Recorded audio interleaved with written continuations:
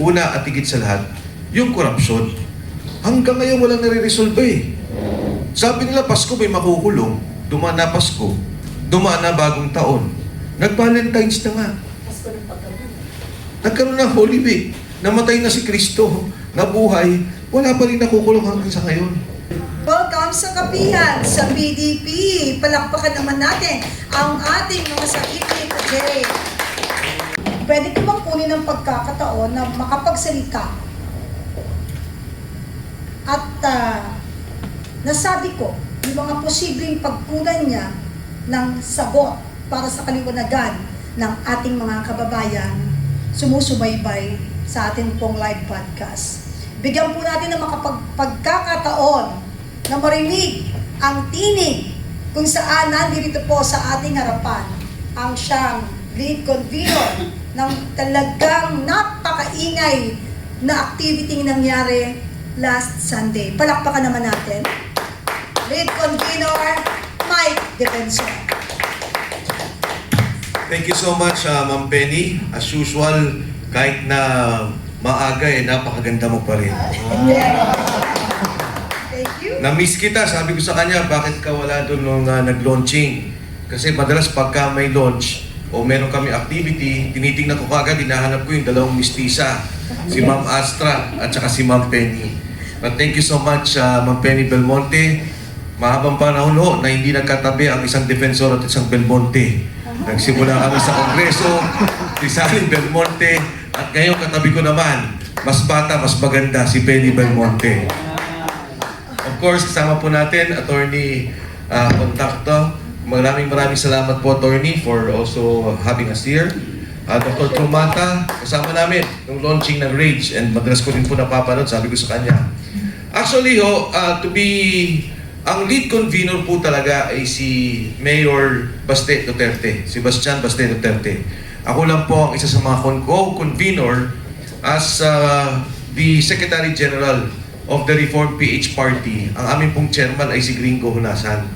And kami po ni Senator Gringo nag-usap, nagkataon lang po hindi siya makapunta nung panahon na ng launching, pero siya po ay 100% support dito sa ating binubuo na koalisyon with PDP Laban.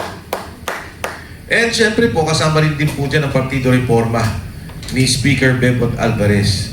Kami po ay nagkaroon ng pag-uusap, nagpunta po kami ng Davao at nagkaupo kami ni Mayor Baste Duterte.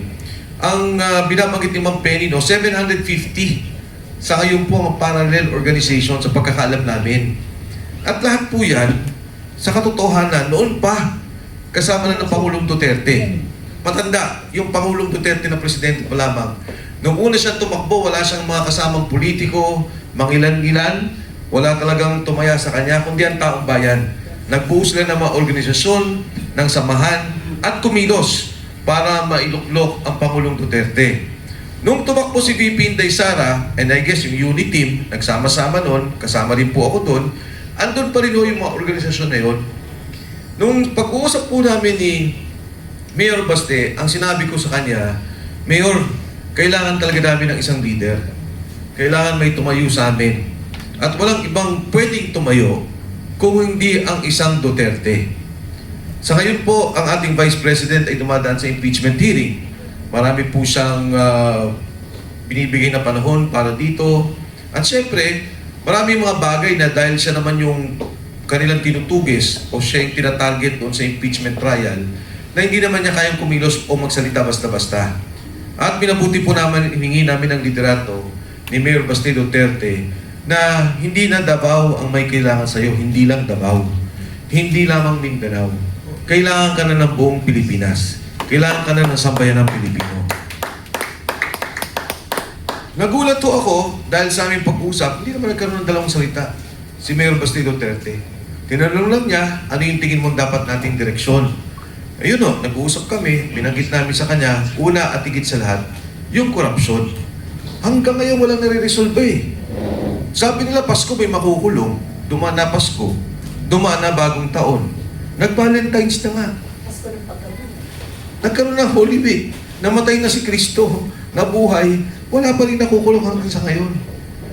Nung lumabas po yung kaso nila, sabi nila, magkakakaso si Senator Chis Escudero at si Speaker Martin Romualdez, sabi ko magandang development yan. Pero gusto ko makita kung ano yung kaso. Sa ngayon po, hindi ko pa nakikita yung ifinay nila, pero naririnig ko ay dahil daw po dun sa pagkakaroon nila ng partisipasyon sa pag-aproba ng budget. Ay sabi ko, malayo yan. Bakit naging speaker ka lang o Senate President? Bigla ka na rin nadamay dun sa nakawan? Ang importante sa kaso, si Sergeant Cotesa. Ang importante sa kaso, yung 18 sundalo. Ang sabi ninyo, si Saldico ang mastermind. Si Saldico ang magnanakaw. Itong mga tao ni Saldico ang nagsasabi, kanino dinala yung pera? Saan dinala yung pera? May delivery sa Makati, sa Forbes, sa Aguado, sa Ilocos. Ito na yung mga tao to eh. Bakit hindi yun ang gamitin nila kung totoo at talagang nais nila magkaroon ng linaw ang kaso dito sa korupsyon?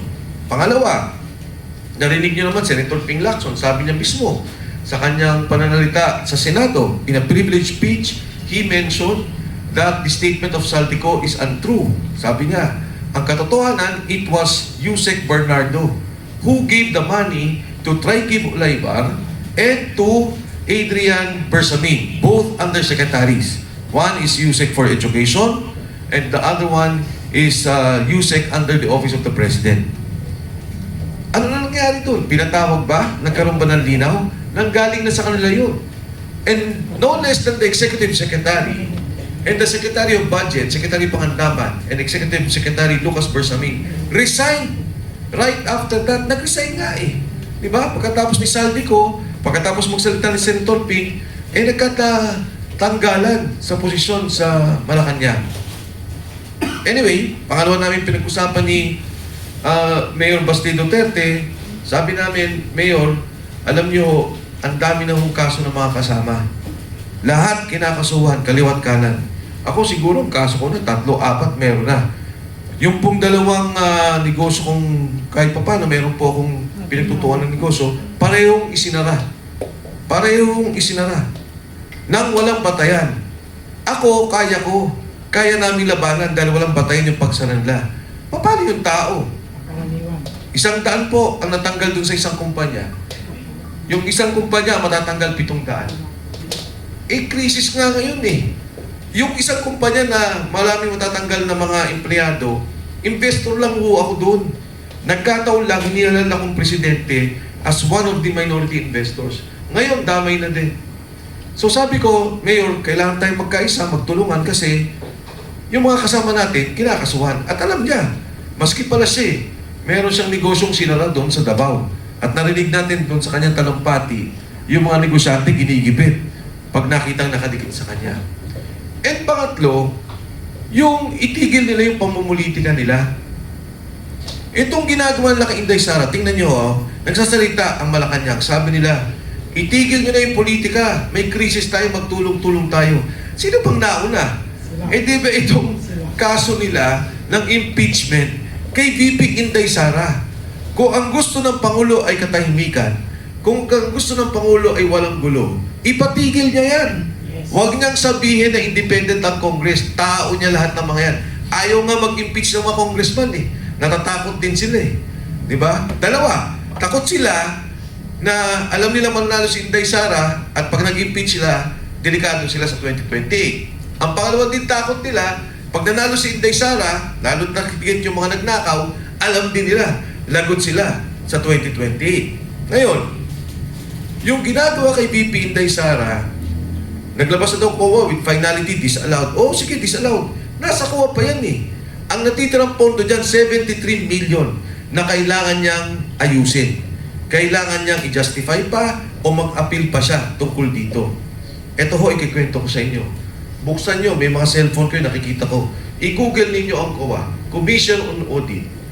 Number 1, Department of Agriculture, suspended, disallowed, 8.5 billion. May investigasyon ba? May narinig ba tayo? Wala. Yung pong Department of Health, 10.5 billion. May narinig ba po tayo may investigasyon? May natanggal? Wala. Nakalagay po doon sa COA findings sa Department of Health. Almost 150 million ang nag-expire na gamot or about to expire. Binili, hindi dinidistribute, mag-expire. 150 million. Talo pa nga yung pondong iniimbestigahan na kay Bipinday. O, pangatlo, Department of Public Works and Highways, 17 billion pesos. Pagdating nyo po sa Department of Energy, may problema tayo ngayon sa langis, may problema tayo sa ating mga petrolyo, sa crudo. Charges, hindi ko alam kung anong detalye, basta nakalagay sa COA charges, 186 billion pesos. Wala tayong naririnig. Pero si Inday, dahil kalaban, gigibain. Dahil si Inday, takot sila, gigibain. Yan ang politika. The highest rated official as of now is Vice President Inday Sara Duterte.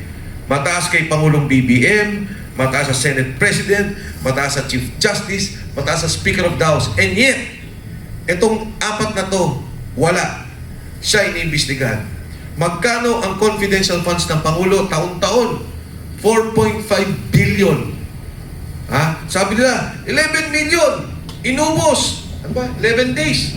11 million, 11 days. I-compute nyo. 4.5 billion divided by 365 days. 12 million a day. Ano patayan yun? Nagagalit kayo, pero tingnan ninyo, ang dali-dali naman. Diyan sa COA report. At pang-apat ho, yung problema natin sa ngayon, may kinakaharap tayong krisis. Anong ginagawa nila? Nagbigay na tayo ng emergency power sa presidente. Ang sabi natin sa presidente, gawin mo na yung dapat mong gawin. Ang presyo ng kerosene at LPG, triple. Di ba? Nag-triple. O magkano lang ibinawas ngayon? 3 piso, 8 piso? Magkano po ba? Ang LPG na malaki, 1.7 na. O magkano ang binawas lang dito sa excise tax na pinayagan? Pero the President is given the powers now para ibagsak lahat ng presyo. Huwag payagan ang pagtaas ng mga presyo. Ginagamit niya ba? Ngayon o, simpleng solusyon.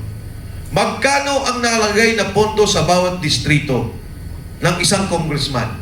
1.5 billion pesos for each district. Sige o, huwag natin kunin lahat. Kalahati lang. 750 million, baka may proyekto naman din kailangan. At kailangan din naman natin yung mga proyektong yan. Kahit na yung 30-40% dyan na uuwi sa korupsyon, alam naman natin yun, nakita na natin sa flood control,